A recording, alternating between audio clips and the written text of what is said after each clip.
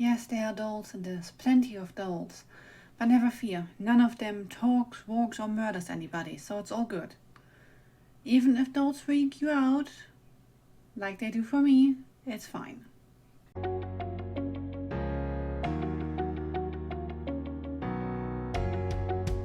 Hey guys, welcome back to my channel. I'm Kat and today I would like to talk about The Thief on the Winged Horse by Kate Mascarenhas.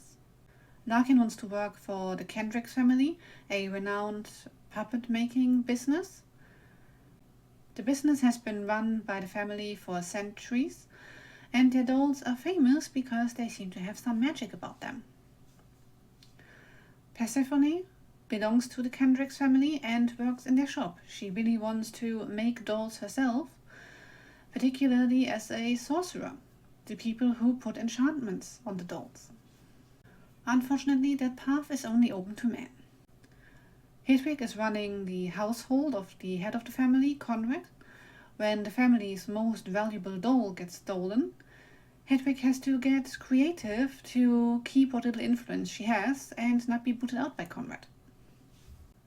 Despite the background horror of dolls being present in virtually every scene, okay, this is horror for me, not necessarily for you, but yeah.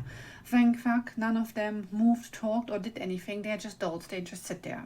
They are fine. So despite this background horror, the book was pretty damn good. And I enjoyed it thoroughly. First off, for the world, this place in the present day, essentially.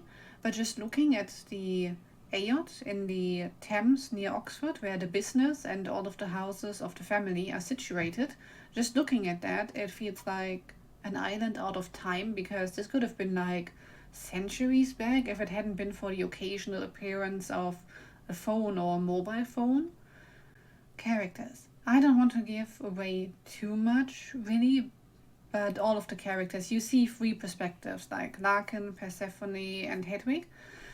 And I liked them all. They were all complex, not just sympathetic, but interesting to follow, even when they were being sneaky bastards. My favorite was Persephone, or Sephi, as her family members call her. She comes off as grumpy the very first time Larkin meets her, which is the first time you see her as well. And she doesn't really seem to be made to work on the store floor, and I was just like, yeah, I can understand that, not wanting to be in front of customers all day. I totally feel you. And at some point she just drops the introvert lines like, oh, talking to people is draining me, and I'm like, yep, I get that too. Maybe that's why I was rooting for Persephone so hard. That, and because she is fighting the patriarchy in the business, particularly Alastair, who's currently in charge of the workshop. I just wanted to smack him with some of the dolls from the shop.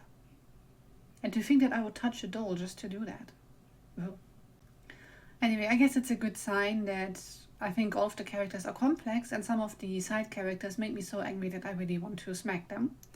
Aside from Alastair, there's also Hedwig's mom, who runs the inn. At some point, she's distressed about something, and Larkin comes in to check on her, and she throws herself at him, because we all know there's nothing sexier than a middle-aged crying woman who's completely out of it. You know, crying into your shirt and then checking whether you may want to do something with her. And it's like, Well, Larkin turns her down because he's developing feelings for somebody else. Well, I guess I have to put a minor spoiler. Well, I have to put a spoiler here because he starts liking Persephone at some point. And when Hedwig's mom gets that and gets turned down by Larkin, the next time she talks to Sephi, she drops something like, oh yeah, he said he likes you like a sister. And then she disses Sephi because of her weight. She's described as a bit chubby, and she offers her diet recipes because she could be so pretty if only she lost some weight. And I was just like, I really appreciated the romance you get to see. It's not a major part of the story. It's like the side story, but it's really well written, I think. Seffi and Larkin have this conversation about their orientation at the beginning, where they determine that they are both bisexual, and it's all good because Seffi was only concerned that she was outside of the scope of what he likes, but they're all good. They're all good. And because Persephone is a very guarded character, she has never had any real connection with anyone else and has never been in a relationship. She just tells Larkin this, and despite all of that, she is very confident, both about her body, no thanks to Hedwig's mom, bitch, and also about what she likes in bed, despite not having experienced any of it with other people. She just puts it out there, what she likes, to Larkin, and that's how it works out. Yes, I just feel like we need more characters who are confident both about their bodies and in their sexuality to actually have these kind of conversations on the page as well. I don't want to give away how the magic in this story works. You will find out soon enough if you follow Persephone or any of the others, really, because virtually everybody on the Aeod knows. Because when family members turn 13, they get their own magic spell or hex, essentially. Unless, of course, you're a girl, then it gets given to your dad instead, because women can't be trusted with magic. God, this book made me so angry at instances. Yeah, there's another supernatural aspect that only comes through in one perspective from the three characters, really. But I don't want to give away anything about that either. So for once, this will be a mostly spoiler-free review, because I can only recommend this book. It truly deserves this cat, and I can only hope that you pick it up yourself.